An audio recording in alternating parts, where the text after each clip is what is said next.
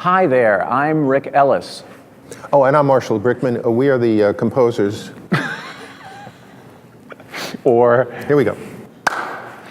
hi there, Durham. My name is Rick Elice.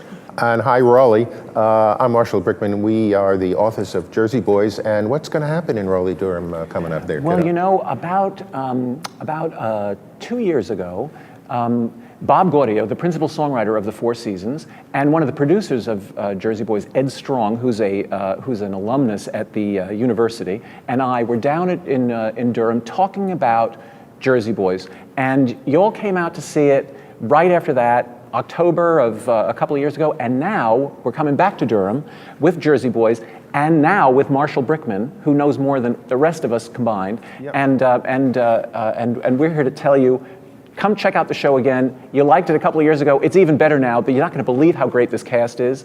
They're really, really top drawer. And what was that word? Top drawer. Y'all? Y'all. That's Y''ALL. Okay. Oh. Yes, in New York, that translates into all of you. But we know that in Durham you speak English as I do, and you can see why it's important to have a collaborator like Marshall Brickman who keeps us honest.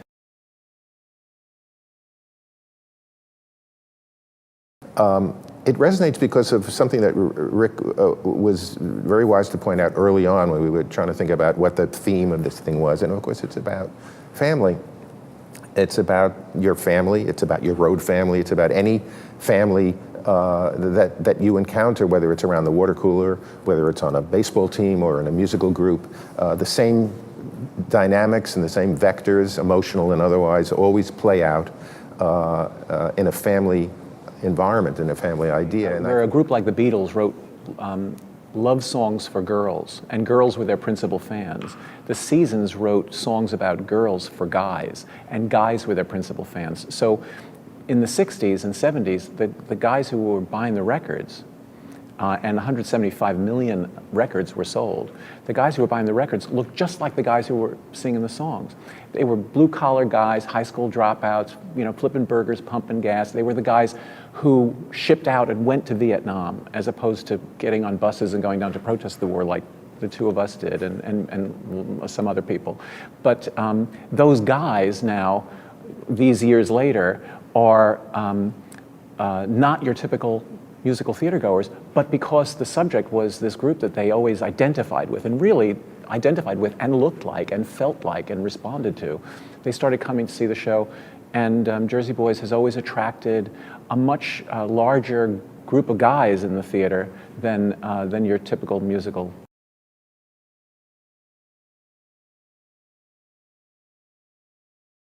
How involved were the original Four Seasons? Well, 3 out of the 4 are still living. Unfortunately, Nick had died in 2000. But we had a certain amount of conversation. They agreed that we were given permission to try and tell the story of their lives, the real story. Then they went away, very wisely. Bob Gaudio, who is a very thoughtful and very rich man, who was one of the Four Seasons, he said, okay, go ahead, do your thing, present it to us when it's ready, and then the one little codicil, we have the right to pull the plug if we don't like it.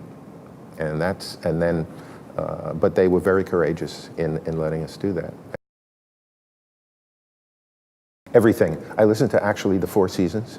I listen to Mozart. I listen to Lester Flatt and Earl Scruggs. I'm a big bluegrass fan. I listen to Glenn Gould playing Bach. I'm an eclectic. I can't come up with anything I really like. Oh, you know, actually, my iPod's broken, but when it's working, what's on there is, like Marshall, a lot of Four Seasons, a lot of Sammy Cahn. Love the Sammy Cahn sounds. You know, the Rat Pack music from the early '60s, the stuff that I grew up listening to, because in my house, my parents controlled the music, and that was the stuff that they loved, and it rubbed off on me. I love listening to jazz and fusion, and I'm now listening to a lot of jukin music because that's like the hot new craze out of Memphis, and after spending 20 years in advertising and kind of devoting myself to pop culture, I want to know what the new stuff is. So now I'm all about Little Buck and the jukin craze. I'm going to try to learn how to do that. What? Jookin. Wikipedia. God, I'm old. They were just four guys from Jersey until they sang their first note and changed the sound of rock and roll forever. Sherry, baby. Jersey Boys, the Tony Award-winning true life musical phenomenon that takes you behind the music and inside the story of Frankie Valli and the Four Seasons. Jersey Boys, coming to DPAC beginning April 7th for 1 week only. Visit dpacnc.com for seats.